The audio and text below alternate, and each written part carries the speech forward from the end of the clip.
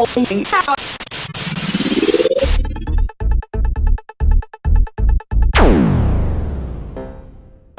how are we doing there, sexy people? It is a Sunday. It's time to reflect on the wonderful week that was and put forward the investigations to come on the Project Bluestar campaign. Let's check it out now and I'll join you in a minute. On Monday is, after all, our priority. So let's get stuck into some pharmaceuticals, shall we? For the first time ever, global spending on prescription drugs has topped $600 billion. The United States still accounts for the lion's share of that figure, with $252 billion in annual sales. Based on previous Federation investigations, we've come to understand that the vast majority of human illnesses, especially in the Western world, is attributable to human lifestyle. The biggest cause of death in the Western world is circulatory disease, which leads to heart attack and stroke. And as we've unveiled from previous investigations, the major contributor to circulatory disease is high cholesterol, and this stems from the high consumption of meat, dairy products, and you guessed it, pharmaceutical medicine. So what are the world's biggest selling pharmaceutical drugs on the market? Well, they would have to be anti-cholesterol, antidepressant, and blood pressure medications, all of which are thriving off the side effects of the Western lifestyle and high consumption. So how does the world's biggest pharmaceutical companies operate? To start with, the Pharmaceutical Industry's US Trade Association has the largest lobby in Washington, which in 2002 employed 675 lobbyists, including 26 former members of Congress, at a cost of more than $91 million. The result has been above average growth in corporate profits during both Republican and Democratic administrations. And on Tuesday, to southwest China, as we said this morning, a 7.9 earthquake, which has been one of the most significant natural disasters to hit China in about 32 years. Welcome to our insight into the superstar John Lennon. The division of the spiritual from the political has been a great failing of Western society. Where other civilizations have been able to call forth the greatest spiritual minds in times of manifest political crisis, Gandhi amongst the people of South Asia, the Dalai Lama amongst the people of Tibet, just to name a few. And when such giants of faith have appeared, we in the West have not treated them with the respect they ought to have commanded. The Western warriors of faith who walked this earth in the 20th century, people like Martin Luther King Jr., Malcolm X, and of course, the beautiful, the talented Mr. John Lennon. John was a tireless promoter of the shamanic message of peace, love and understanding. His message reached the far corners of the planet Earth. Now we live at a time when there is a deep need for men and women of all languages, religious beliefs and cultures to look past beyond the convenient illusions produced by modern life and call for a tectonic shift in our attitudes and values. We need a new generation of spiritual warrior who shines amongst the fearful, the anxious, the depressed and the ambivalent, and sets an example for others to follow. We need people who have discovered their own path to freedom and who can showcase this lifestyle to others interested in their own freedom. For in the end, a person is only liberated when all others have found the same liberation as well.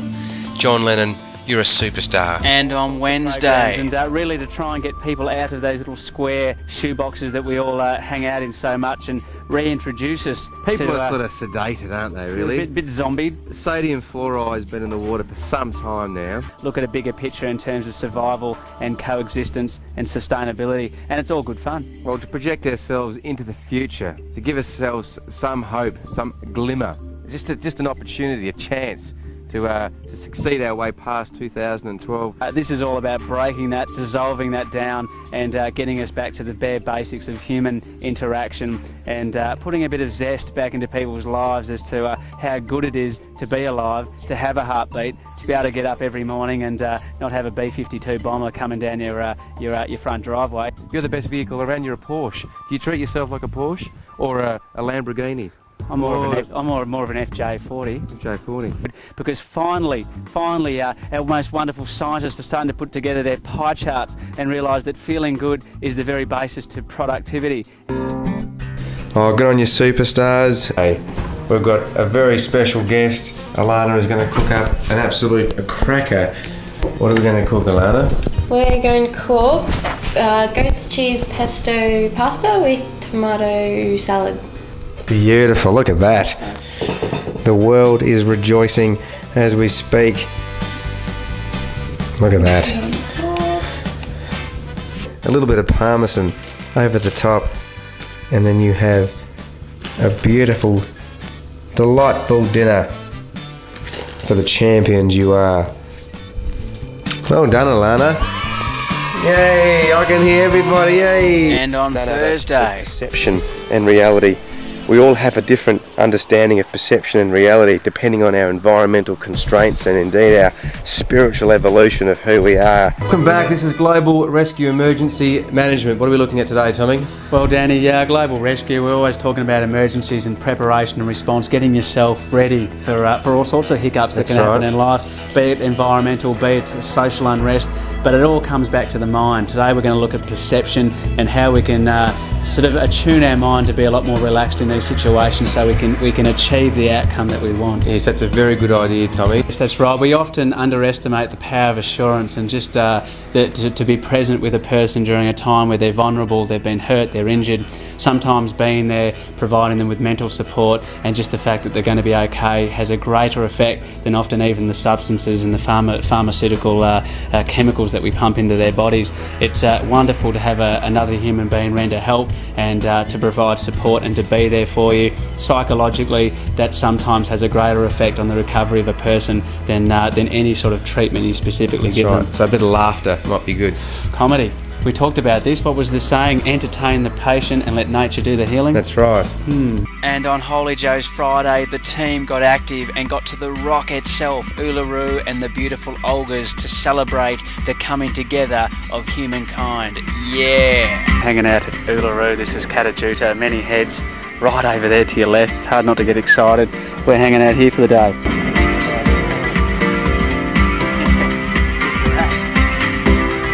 How's the group going, Danny? Oh, they seem to be enjoying themselves, but why wouldn't you? What a place to be. We're at the rock. There's nothing more exciting than that. The land that is now Uluru Katajuta National Park was created by the creation ancestors. In their travels, they left marks in the land and made laws for us to keep and live by, the rules for behaviour and for living together. It is the law for caring for one another and for the land that supports their existence. Chukapa tells of the relationships between people, plants, animals, and the physical features of the land. How exciting is it, Danny? This is Uluru, the very heart, the centre of Australia, and we're here amongst the energy. It's reverberating as we speak. The biggest rock on the planet Earth, and she's a monolith. A monolith means 90% potentially is under the ground that we're walking right now. Just look at her. Now for some MILK razzle dazzle.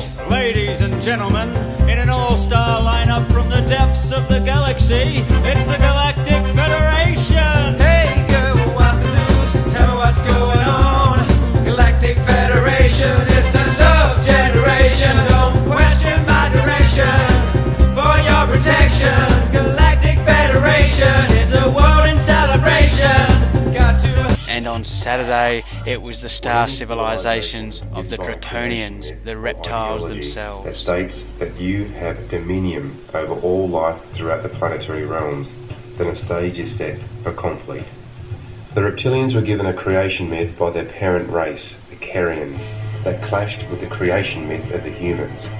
The reptilians were told that they had the right to colonize all planets and star systems in the universe, and when they did, they also had the right to conquer or destroy any civilization they found there. This creation myth has been the source of the many conflicts between the reptiles and the humans throughout the dimensions, yet it was given as part of the universal game, or polarity integration. Without it, everyone would have lived in peace and there'd be no conflict. There would have been no challenges for spiritual evolution. If this were the case, soul evolution would cease and the universe would become stagnant. The reptilians represent the dark in the polarity integration game, while the humans represent the light. Oh, that was just sensational. Great work, team, and thank you to all the viewers out there. The week to come, it's going to be ranging from horticulture to cosmic accounting. We're joining MILK for some more revolutionary music. We're going to be checking out the Toltecs, so stay tuned on millicom.com and find out more on what's to come. Thanks for hanging out with us, folks. We're alive and well. Keep smiling, and see you on the next transmission.